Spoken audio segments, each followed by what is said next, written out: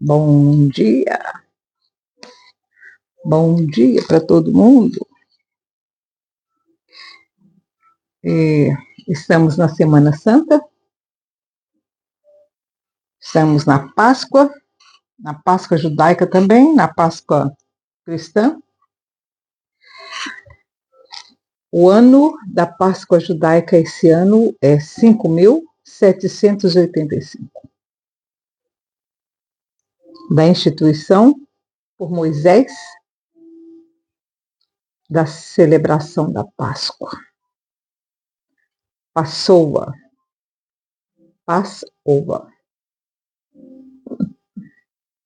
Pessah. O que significa que o anjo da morte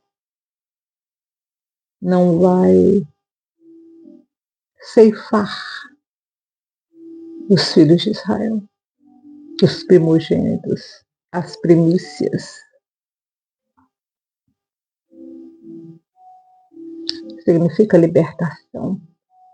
Subir do Egito para a terra prometida. Esse é o significado da Páscoa. E por isso tem um significado muito grande a morte do Messias, de Jesus de Nazaré, ter sido na Páscoa. Porque ele é a perfeita ovelha que deveria ser sacrificada, mas não a ovelha, o bode da expiação.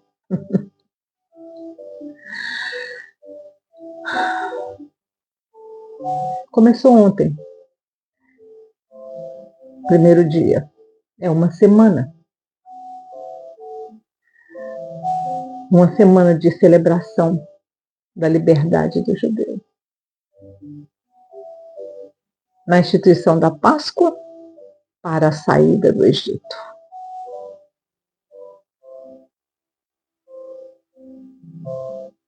Moisés veio ao povo e disse: preparem tudo. A preparação durou uma semana.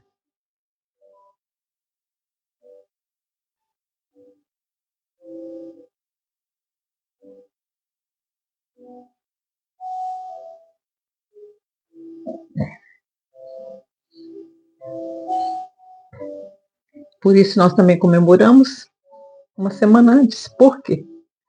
Porque Jesus de Nazaré desceu da Galiléia para a Judéia e entrou em Jerusalém justamente no primeiro dia da Páscoa.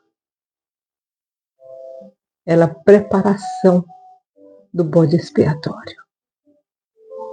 E quando ele entrou em Jerusalém pela porta de ouro, que agora está lacrada, descendo do Monte das Oliveiras, entrou naquele portal que é imenso, gente. O portal é muito grande, mas está lacrado hoje, está fechado, está selado. Como os profetas falaram que iria acontecer. E aconteceu, a porta está fechada. Por onde entrou? O rei de Israel.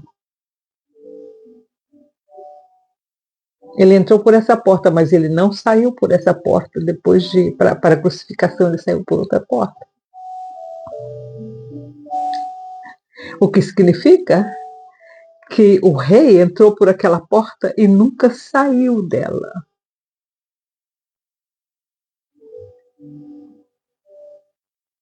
O que também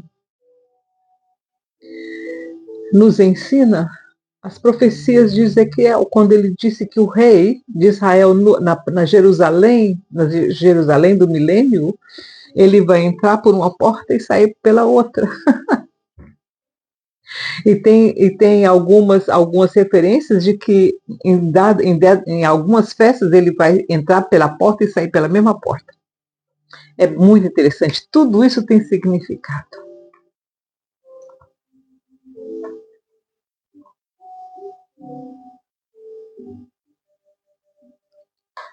Às vezes nós não entendemos por que a demora. Eu também não entendo por que a demora. Tudo em Israel está preparado para a reconstrução do templo.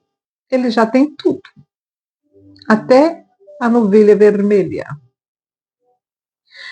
Todos os instrumentos de música, todas as vestimentas dos sacerdotes e a vestimenta dos trabalhadores do templo já estão prontas. Tudo preparado. A menorá já está lá em Israel há muito tempo. Ela é coberta toda de ouro, coisa mais linda. Eu já tirei foto nela várias vezes, já sentei ao pé dela várias vezes. Tudo pronto. O que não está pronto ainda é o tempo do Eterno. Porque no momento em que esse tempo se cumprir, alguma coisa vai acontecer ali naquele lugar que vai derrubar tudo que está ali para a reconstrução desse templo.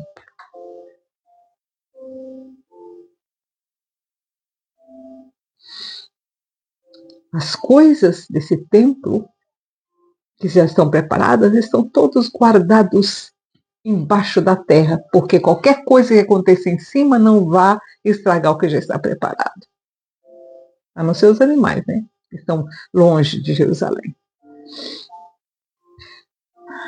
Mas para que isso aconteça, vai ter que acontecer uma tragédia muito grande, gente. Muito grande. Vai haver muito choro. Muita destruição. Para que a profecia de Ezequiel se cumpra, para que aquela profecia de Ezequiel sobre todas as medidas do templo, aonde vai ficar o quê? O tamanho do templo, o muro, como é que vai ficar a disposição dos levitas e da casa dos reis em volta do templo, para que tudo aquilo aconteça. Se você quer saber, vai lá Ezequiel, depois do capítulo 40 de Ezequiel. Para que tudo aquilo aconteça, vai ser necessário tragédia, sofrimento, destruição. Porque tudo que está ali em volta daquela mesquita que está erguida ali, daquele templo muçulmano que está lá no Monte Moriá, aquilo vai ter que cair. O templo do sepulcro, que está lá em Jerusalém também, que é bem pertinho, tudo aquilo vai ter que ruir por terra. A igreja de Santana vai ter que ruir por terra. Todos aqueles quartos que estão em volta, vai ter tudo ser destruído para que o templo seja reconstruído, porque as medidas do templo de Jerusalém em volta é tão grandioso, é mais de quilômetros, gente, muito mais. Então tudo aquilo vai ter que ruir por terra, inclusive onde está o muro das lamentações. Tudo aquilo vai ter que cair por terra. Então aquilo vai gerar um sofrimento muito grande. Por isso que o Eterno ainda não fez. Nós não estamos preparados para perder tudo aquilo. No dia que nós entregarmos a Jerusalém que está lá, na mão do Eterno, para que Ele reconstrua, quando eu imagino que a rua de David Road, que eu já cruzei muitas vezes, eu disse muitas vezes, não vai estar lá mais, aquilo me dói, porque eu sou apegada ainda àquela Jerusalém velha. E aquela Jerusalém velha vai ter que ruir por terra para que a nova Jerusalém, não a que desceu do céu, a de Apocalipse é outra. A Jerusalém do milênio é essa que está lá agora, que precisa ser reconstruída. Agora, a Jerusalém que desce do céu, aí é outra história. Aí é depois do milênio, depois do Armagedon, aí a destruição vai ser maior. Muito maior.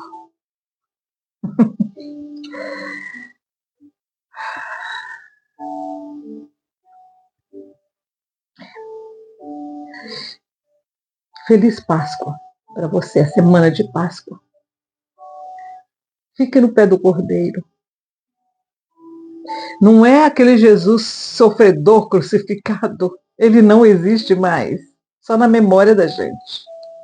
Hoje, quem existe é um rei, é um governador, é um sacerdote, é o mediador. Eu sou o caminho, eu sou a verdade, eu sou a vida. Esse que existe hoje. Aquele sofredor, não. O que nós devemos comemorar agora não é a morte dele, é a ressurreição dele. Tá bom? Que vai ser no domingo de ressurreição. Tem que ficar checando aqui, porque eu não sei como é que vai estar isso. Então, vamos lá, vamos ler o capítulo 48 de Gênesis, ok? A morte, Jacó adoece. Depois dessas coisas, disseram a José, depois de quais coisas? Daqueles todos os anos, né, que Jacó viveu, José estava lá. José teve algumas guerras, não trouxe nenhuma. Deixa eu ver se eu tenho aqui para secar essas lágrimas que correm do rosto. Ai, ai. Então, depois daquelas coisas todas, durante esse período, gente, Jacó teve que lutar contra os filhos de Esaú também. Depois que passou o tempo, a seca, depois veio a chuva, então voltou tudo ao normal assim, né? Por um tempo não foi tão normal, porque tiveram que esperar a chuva, depois plantar e depois colher, né? Então depois de tudo isso, depois que aconteceu toda a seca, depois que aconteceu a chuva voltou e tudo ficou normal. Depois dessas coisas disseram a José, teu pai está enfermo. Então José tomou consigo seus 2 filhos, Manassés e Efraim. Disse alguém a Jacó, José teu filho vem a ti. E esforçou-se Israel e se assentou na cama. Ele já estava bem frágil, né? Deitado o tempo todo, não estava bem. Então os outros filhos já mandaram falar, José, o papai não está bem, né? Vem aqui. Disse Jacó a José, o Deus Todo-Poderoso me apareceu em luz na terra de Canaã e me abençoou. Olha a forma com que ele descreveu a aparência de quando ele viu o Senhor. O Deus Todo-Poderoso me apareceu em luz na terra de Canaã e me abençoou. E me disse, eu te farei frutificar e te multiplicarei. Tornar-te-ei uma multidão de povos e darei essa terra à tua descendência depois de ti em possessão perpétua. Por certo, ele não disse só a José, ele disse a todos os filhos o que o Eterno tinha falado para ele, né? Agora, pois, os teus 2 filhos que te nasceram na terra do Egito, antes que eu viesse a ti no Egito, são meus.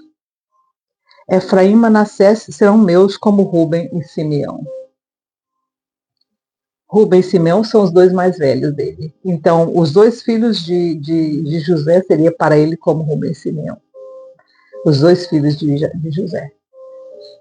Por que ele fez isso, gente? Porque a esposa de José não era judia e não era da família, não era da descendência de Abraão.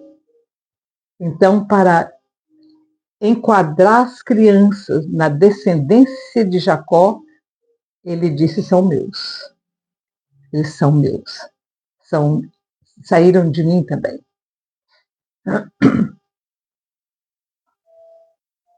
Mas a tua descendência que gerarás depois deles será tua.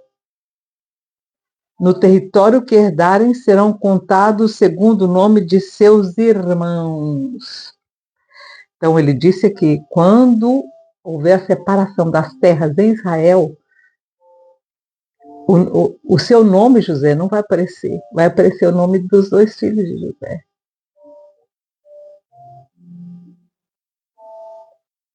Porque a tribo de Levi não tinha herança entre os filhos. A herança deles era o Senhor. É o Eterno que é a herança dos filhos de Levi, porque eles são sacerdotes.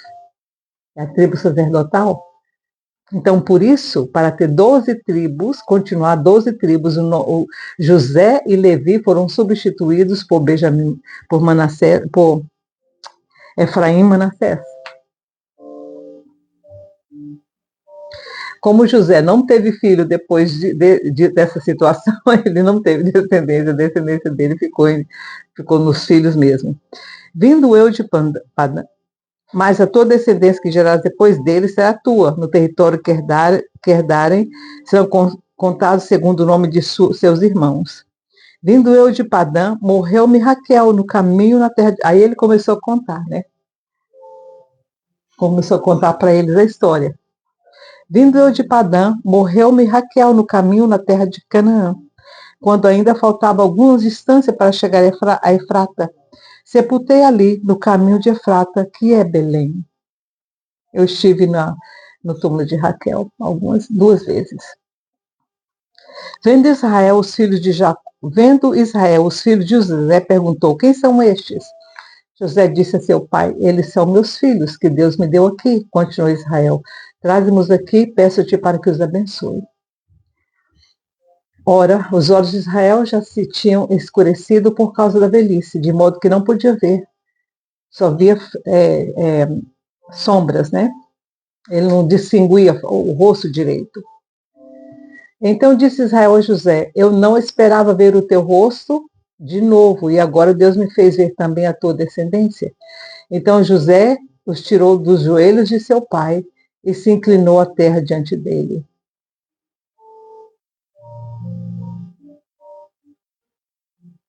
Então José os tirou dos joelhos de seu pai e se inclinou à terra diante dele. Quer dizer, as crianças, os meninos não eram mais meninos, já eram adultos, né? Estavam perto da perna porque ele sentou na cama. Eu não me imagino essas camas de hoje não, viu, gente? Era catre. Tomou José a ambos, a Efraim com a sua mão direita, à esquerda de Israel, e a Manassés com a mão esquerda à direita de Israel, e os fez chegar a ele. Mas Israel estendeu a mão direita e o pôs sobre a cabeça de Efraim, ainda que era o menor, e a sua esquerda sobre a cabeça de Manassés, cruzando assim as mãos, não obstante ser Manassés o primogênito. E abençoa José, dizendo: o Deus em cuja presença andaram meus pais, Abraão e Isaque, o Deus que me sustentou desde que nasci até este dia, o anjo que me livrou de todo mal, abençoe esses rapazes. Seja chamado neles o meu nome, e o nome de meus pais, Abraão e Isaque, e multipliquem-se abundantemente no meio da terra. Era um ritual que ele estava fazendo com os filhos de José, dizendo: agora eles serão enquadrados entre os filhos de Israel, os filhos de Isaque e os filhos de Abraão, justamente pelo fato deles serem filhos de um egípcio. Ele, diante dos irmãos de José, diante de todo mundo, ele estava dizendo: essas duas crianças não vão ser diferentes dos seus filhos, elas também serão herança de Abraão e de Isaque. Era uma forma de José estabelecer a vontade dele. Não é porque José se tornou um egípcio e a mulher dele é egípcia e os filhos dele nasceram no Egito que eles não são herança de Abraão e Isaque. Entendeu? Era uma forma dele sustentar a posição de José diante dos irmãos também pelos filhos dele. Vendo José que seu pai punha a mão direita sobre a cabeça de Efraim, foi-lhe isso desagradável. É porque ele queria que seguir a tradição, né? Tanto de Israel quanto das leis egípcias.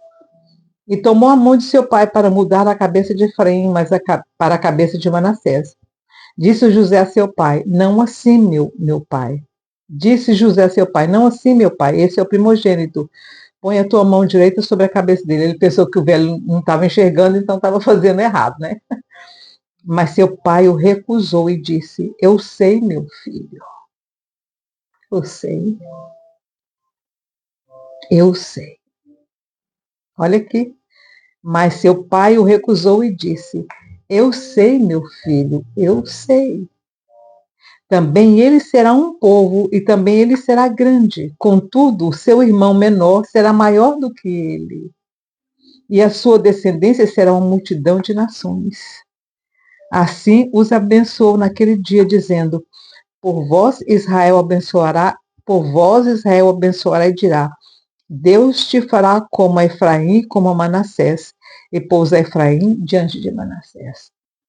Depois disse Israel a José: Eis que eu morro, mas Deus será convosco e vos fará tornar a terra de vossos pais. E eu te dou um pedaço de terra a mais que a teus irmãos, o qual tomei com a minha espada e com o meu arco das mãos dos amorreus. Gente, olha aqui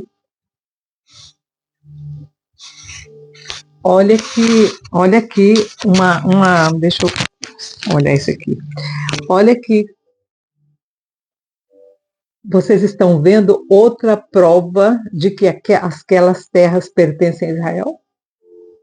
Olha o que Jacó disse aqui para José: e eu te dou um pedaço de terra a mais que os teus irmãos. Por quê? Porque ele tinha 2 filhos que iriam herdar no lugar de José. Então eles teriam 2 pedaços. José teria 2 pedaços em vez de um só. Se fosse o nome de José, só teria um pedaço, mas como ele agora tem 2 que saíram dele, ele vai ter o dobrado dos outros. Porque Efraim vai herdar e Manassés vai herdar. Eu te dou um pedaço de terra a mais que a teus irmãos, o qual tomei com a minha espada e com o meu arco das mãos dos amorreus. Está aqui.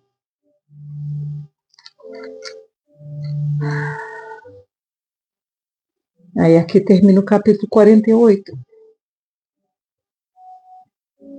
Efraim, Jacó realmente estava certo na previsão, na profecia dele. Efraim era a cabeça da tribo de Israel. Quando eles se separaram, as 12 tribos se separaram, 10 ficaram no norte e 2 só Manassés e Judá ficaram no sul. De Efraim vieram todos os reis que governaram o reino do norte, o reino de Israel.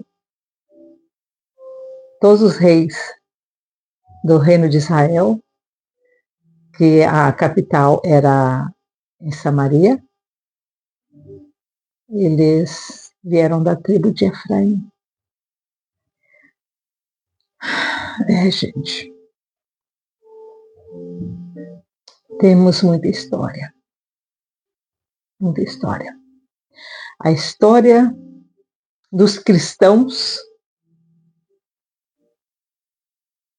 a história do judaísmo, nasceu há 5.785 anos atrás. É a religião mais antiga do mundo. Religião mais antiga da Terra. Que o Senhor te abençoe e te guarde e dê um bom dia no Brasil. Tchau, tchau.